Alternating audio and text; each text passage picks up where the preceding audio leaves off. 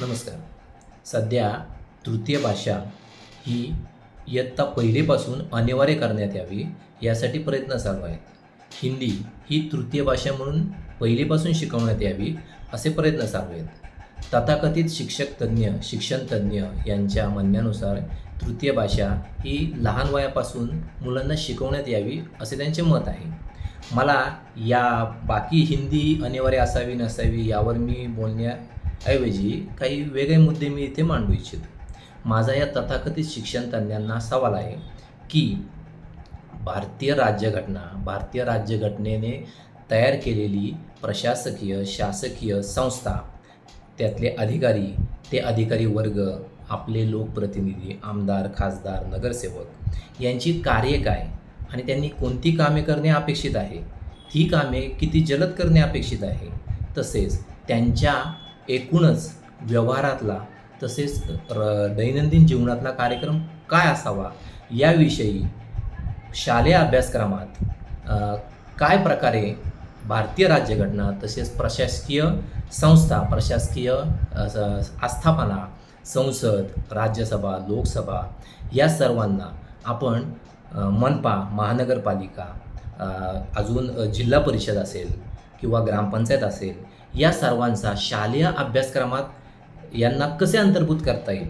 सध्या आपल्याकडे नागरिकशास्त्र हा विषय तसेच इंग्लिश मीडियम असेल तर तिथे सिविक हा विषय शिकविला जातो, परंतु तो किती मार्काला असतो. आमच्या वेळेस हा केवळ 10 ते 20 मार्काचा म्हणजे जुन्या 85 ते 2000मध्ये आम्ही जे शिक्षण घेतलं आहे तर तिथे त्यावेळेस फक्त 20 मार्काचा अभ्यासक्रम होता नागरिकशास्त्र याच्यासाठी.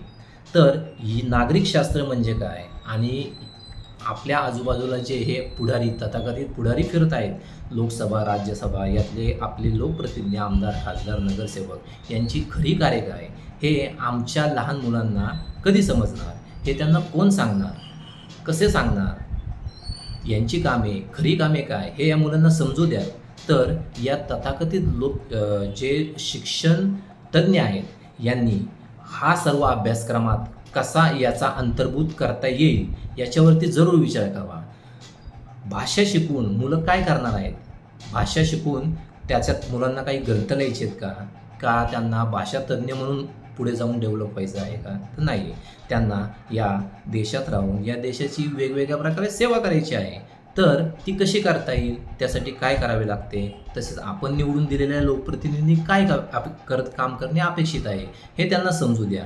त्यांचे अधिकार, त्यांची कर्तव्ये हे सर्व त्यांना जर लहान वयात समजले, पहिली ते इयत्ता 10वी इथपर्यंत समजले, तर 10वी नंतर जेव्हा ते पुढे कॉलेजला जाणार आहेत तो अभ्यासक्रम अंतर्भूत करणार आहेत, तसेच जे ते थोडक्यात बाजारात येणार आहेत 10वी नंतर, तर तिथं बाजारात आल्यानंतर त्यांना बाजारातील ज्या काही या संकल्पना आहेत वेगवेगळ्या, उदाहरण असेल आपण तलाठ्याकडे जातो, आपण तहसीलदाराकडे जातो, तिथं आपली किती मोठ्या प्रमाणावर पिळवणूक होते, तिथे सबमिट करावे लागणारे डॉक्युमेंट्स वगैरे याविषयी आपल्याला काही माहिती नसते. तसेच नगरसेवक असतील, खासदार असतील, आमदार असतील यांना आपण लोकप्रतिनिधी म्हणून ट्रीटमेंट देण्याऐवजी काही साहेब म्हणून ट्रीटमेंट दिली जाते.